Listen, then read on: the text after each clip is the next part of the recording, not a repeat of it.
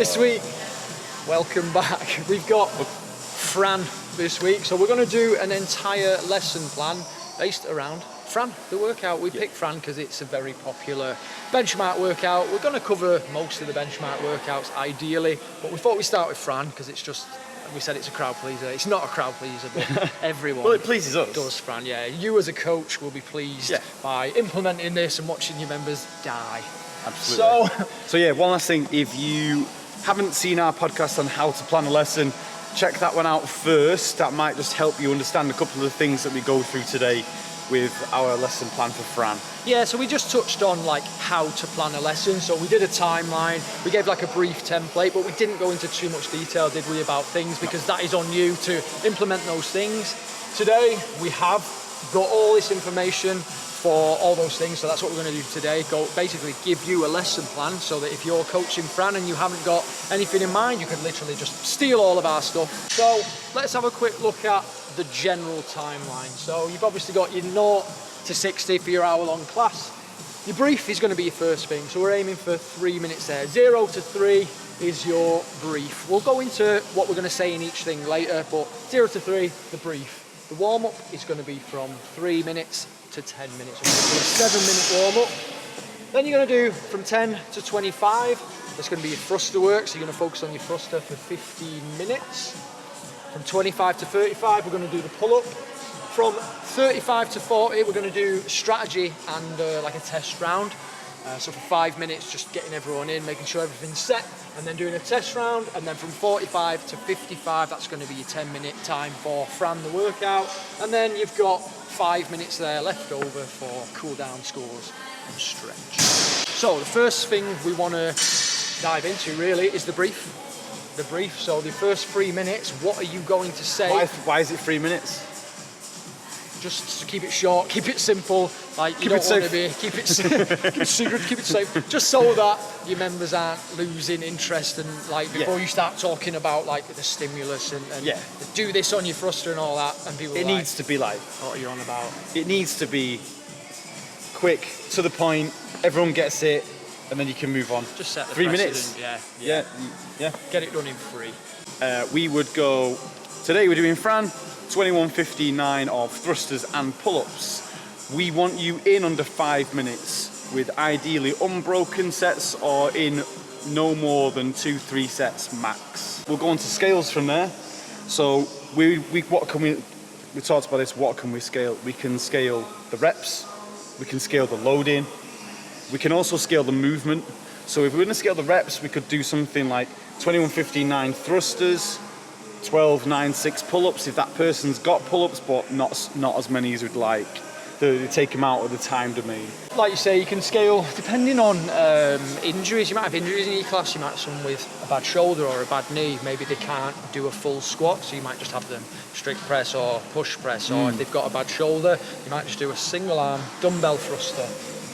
Things to be thinking about in advance, and you might not know. Someone might come to you with a new injury. You might be able to think in advance about your members and be like, right, well, I know he's got this, I know she's got this issue, but some might just come to you on the day, or they might do it on the day when they warm up, just be like, my shoulder doesn't feel right.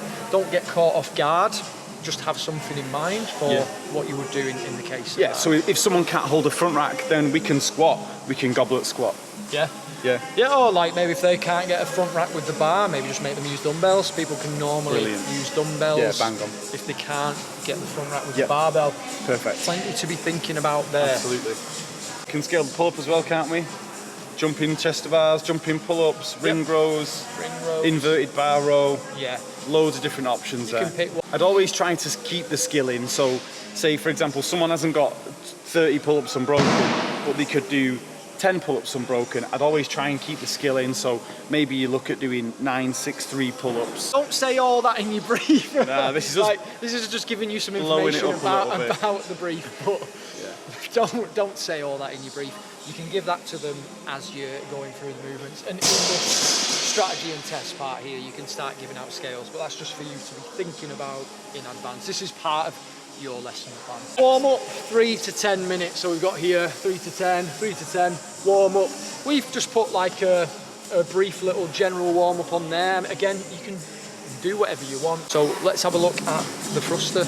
Okay, so we're going over the thruster now, so we're literally going to talk through all the points of performance and exactly what you're going to do with your members, okay? So you can either demo this yourself or you can get someone to demo it for you whilst you talk through it. So we're going to break it right down, and we're going to start off with a strict press. Okay, in the strict press, first thing to think about, I would say, is think about stance and then grip. So feet are going to be underneath the hips, and then you're going to have a full grip on the bar. Try and make sure that it's a full grip. From there, squeeze your bum, squeeze your abs, tuck the chin, press overhead. That's your strict press. So in that bit, just making sure that you're looking for pressing around the head. If there's any arching of the lower back going on, we don't want that. Yes, that's probably like a gross example of what it is, but that might happen. You might see that pressing around the head. So a good cue for that is just to use the pipe. So you stand in front, and you're just going to hold the pipe in front of the bar, and then tell them not to touch the pipe. So right again.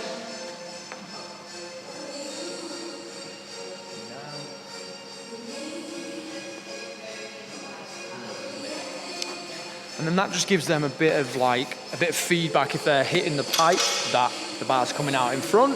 That's just quite a good cue for fixing that coming away from the frontal plane. Once you're happy with everyone's strict press, you can then add in that dip and drive. So we'll progress to the push press. So for the push press, Tom's just going to start working through some reps. All we're looking for is to send the knees forward whilst keeping the chest up. We're going to go dip, drive, and press. Okay, we're looking for the same things with the press overhead, but this time, the dip and drive, I tend to say dip, push through your heels, squeeze your bum, then press. You can literally talk your members through some reps, so you can be stood there, he'll just be in the front rack position like he was with a strict press, and we'll say, right, so just come into your dip for me. Hold his dip, you can get eyes on there in that static position, make sure that he's doing everything you want, and you can just say stand. He'll stand up, back into the dip, hold it there, and then you can say, right, this time we're going to push through our heels, squeeze our bum, press overhead when I say go. Go. Push press. Bring it back down, just so that you're controlling your members through the reps, so you can just see exactly what you need to see before you just start letting them go off and do push presses and you're trying to look for all these things at once. How are you going to fix that? Most common error for the push press? Early press. Early press. Early press. And that ties into your thruster as well. So pressing early before you fully extend it. So see if we can see what that looks like. You see the bar is coming off his shoulders before he's opened his hips. So for this one, what we can do is do a bit of a tactile cue. I'll come behind him. I'll put my hand on his head when he's at full extension, and then when he goes into his dip, I'm going to say, don't press the bar until you feel your head touch my hand. So it's going to look like this. So just stand up tall, hand goes on, go for it. Sweet. So he's getting some tactile feedback that he's got to wait until his head touches my hand, where he's at full extension before pressing out there. You can try and give like a verbal or a visual cue, maybe just make sure you're standing up fully before you press, but then they might literally just stand up and then press rather than use the hip. Core to extremity. Core to extremity. Read that level 1. So, the front squat. Bar in the rack. We're first looking for is grip. So we want a good front rack position. We want hands under the bar, elbows up and out to the side to engage that upper back like we've got here with Phil. So again, you're going to have all your members stood in front of you and you can ask them to go down. They're going to hold it. You can go around and check positions, see what's going on. Stand. Oh, God. Good. Rest there. Thank you, Phil. So what we can look at with the front squat is the common fault in the squat, and the most important one is rounding of the lower back. Phil, can you show us one of those, please? Oh, certainly can. Cool, so you've got a member, he's gonna squat, and you can see there his lower back, he's rounded. How can we stop that? How do we change it? We could ask him to bring his elbows up That's going to help his front rack, which might make him extend his upper back as well. And he gets himself into a nice position there with his back, and now he's safe. Cool. Rest. Knees piling in. That's the technical term. Knees coming in on the squat. So we just turn Phil around so we can see. It's really hurt. Oh, look at that. The knees are coming in. Now you've got an option here. You can just go body part direction, say, knees out. Cool, done. But if he isn't getting it that way, you can use another tactile cue. You can go over to him, squat. Okay, knees out. Not working. It's not working that cue. So what I'm going to say is, drive your hand into my knee, and you're going to drive both knees out. And he'll do the other one at the same time as well. He won't just do one. So now we're going to put it all together. We're going to put the front squat, push press, all together into the thruster. So what I would do at this point is I would demo the thruster. Then I would tell the members what's going to happen, which is we descend into the bottom of the front squat. And when I say go, we're going to come all the way up out to the top of the thruster. Phil, get the bar on your shoulders. You're going to squat, hold it, and when I say go, we're going to come all the way up out the top of the thruster. Go. Cool. And down. This time, hold it overhead for me, and go. Cool, now we've got that bar locked overhead. This time, ask him to go all the way down and then back up again. Ready, go. And go. Cool. Rest there.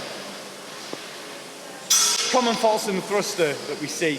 We've already seen the early press from the push press portion. We've gone through that, so we should have negated that. One thing we see is an early descent. So when the bar's overhead, as it's coming down, people start to squat before it comes to the shoulders. That looks like this. Oh. And at this point, we're going to have bar crash. We're going to tire the shoulders out as we're controlling that bar down. It's going to tire the shoulders out. Cool. So how do we get around that one? What we do is we get the bar overhead, and then we ask the athlete to wait. So a slow negative down and squat as soon as the bar touches the shoulders. So any faults that you may have seen that they may have had beforehand, they're going to get ironed out. The early press, the early descent, rounding of the back. You're just reminding them of all those good things that they should be doing before they start going into the workout. Yeah, rather than just saying, right, everyone get a bar out, right, we're going to do thrusters, right, squat and press overhead. I always try and think of plan your class so that if someone came in through your doors and you'd never done CrossFit before, you would have something in plan to coach them a thruster. Because if you said, right, we're going to do thrusters, and you're like, what? What's a thruster, yeah. And you're like, well, it's a front squat and a push press, and like, well, what's that? So you need to break these things down so that you can then see each individual thing happening. So like, right, he's pressing early, but then you might see that he's piling in on the squat. So you're just fixing these things in advance so that hopefully when the entire thing comes together, they might just have maybe one gross fault that you've got to fix, rather than just say, do a thruster, and it's just all these things happening at once. You're just sort of triaging it early. Yeah, and that's it. You've got the time to. Fran's a 5-minute workout. You've got this 55 minutes to do that. This is your time to coach your members. So that's going to probably take you about 15 minutes by the time you've done all that, and then you're going to move straight onto your pull-up progressions. 25 to 35 of your lesson plan is going to be coaching the pull-up. We're going to start off with a beat swing, then we're going to move on to strict pull-ups, negatives and assisted for those who don't have strict pull-ups. Then we'll move on to the kipping pull-up, and then we'll have a little touch over for butterflies for those who've got them. So Phil's going to stick the ab mat in between his feet, and that's going to help him keep a really tight leg position. Walk up to the bar, and he's going to press into the bar with his upper body into a hollow and arch position, and make this as shoulder driven as possible. It has to be shoulder driven, not hip driven, especially as we're just warming it up. Why?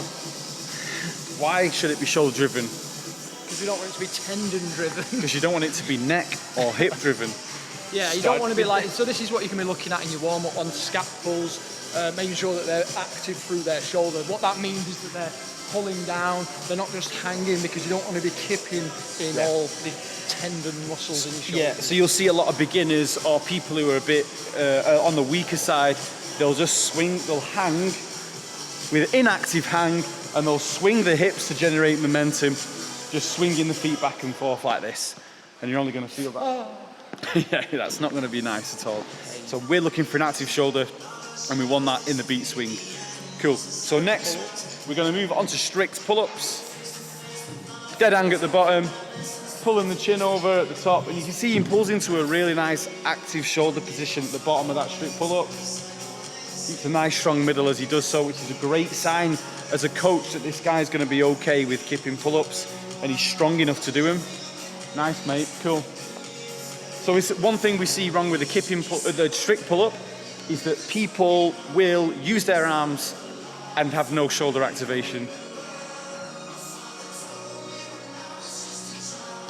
Yeah, and not only will that give you Forearms. elbow tendonitis, epicondylitis eventually, you're also not going to get the right amount of range. You'll probably just get your chin over instead of engaging the lats and pulling as deeply as possible. If you don't have strict pull-ups, then we can do negatives. So we use a box. Phil's going to jump up, hold himself over the top and lower himself down slowly. Lovely. We can also use an assisted pull-up. So I'm going to get involved here with this one. Phil's going to hang from the bar. He's going to get an active shoulder. And then I'm going to give him a bit of help to pull. Guiding him up and down. And I'm just going to take some of his body weight out for him so he can feel what it's like to pull a strict pull-up. Next, we are going to go look at the kipping pull-up. So the warm-up, what we're going to use is we're going to ask our members to add a pause at the top of the kipping pull-up to show control and strength at the top of the pull-up. And that looks something like this. Hold at the top there, push away and come down. Brilliant. Great stuff. Cool. What you might see there is that people can kip when they're not strong enough to hold at the top, and then they kip and they can get the chin over, but then they just drop straight down. Again, you're dropping into all that inactive position. Yeah. So just getting eyes on to make sure that your members are strong enough to hold that position so that they can actually push away and get back into their arch at the bottom without just dropping down. Absolutely, yeah. And that's going to keep your members safer and keep their shoulders healthy, get them stronger. So the members who don't have kipping pull-ups, you can set them off warming up their jumping pull-up and their jumping chest to bar pull-up, whichever scale they're going to use for the workout. Cool, so we still pull into an active shoulder. He's just going to use his legs to help him go up. He's going to pull as deeply as possible, ideally to chest, to get more upper back and lat activation. Now. Oh! So for your thruster, you're going to have everyone in lines, and they're going to be working on your command. So it's pretty straightforward. You're going to be like, right, press, dip drive, press, hold your squat. Everyone's going to be following your command. On the pull-ups, you're going to have varied abilities at this point. So just be really on it in regards to your pull-ups. That's why we give you options. Just because if you go, right, for the guys that can do kipping pull-ups, crack on. The people that can't do that, they're just going to be like stood around, not really doing anything. So you need to just be on him, and just be like, right, keep working these progressions, and always have an alternative for the movement that you're going to be doing, because not everyone's going to be able to do those things. You've got to work hard to keep those people engaged in the class, because otherwise they might just switch off, and we really don't want that. Yeah, the last thing you want to be known as is the coach who just like focuses on the people that can do all the movements and ignores like the people that can't. If they can butterfly, maybe in the strategy part, just say, right, let's have a look, let's get some eyes on. That's where you've got this 5 minutes now to work on your strategy. So it's just a general check-in. Again, just saying, look, we want either unbroken sets or 2 to 3 sets max, maybe like 7, 7, 7 on the thrusters. Making sure that people have got some kind of strategy going into the workout, because we all know with Fran, you get to the 15s, you're off the cliff, it starts getting pretty savage. So if you go into it without a plan, you're going to be like, oh, I'm going to put the bar down.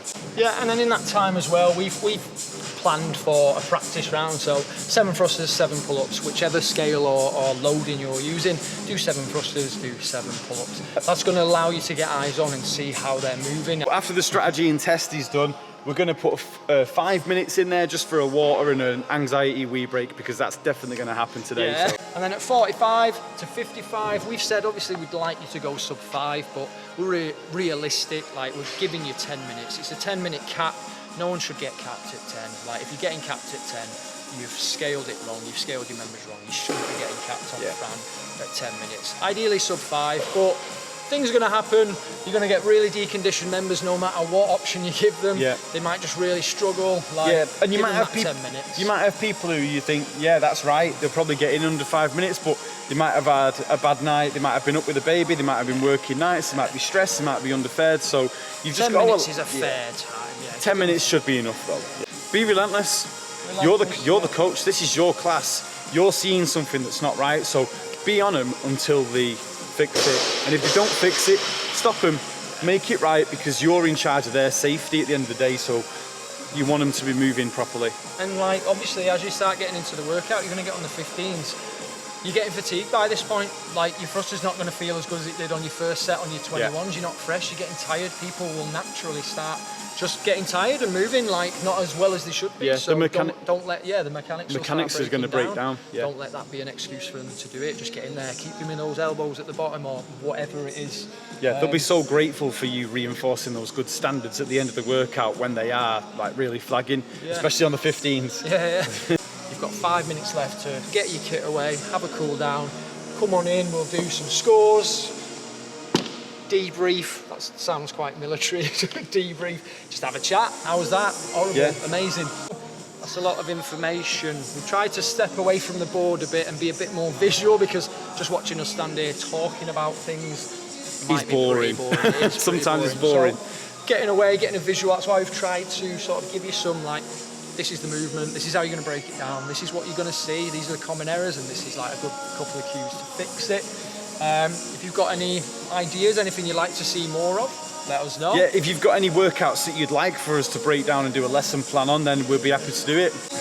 Cool, and obviously we're just going to carry on covering general CrossFit topics in a more kind of podcast type setting. We know this is a bit more like just like a video, but we're going to obviously still be working on. And we'll post them when we've got a name. Podcast topics.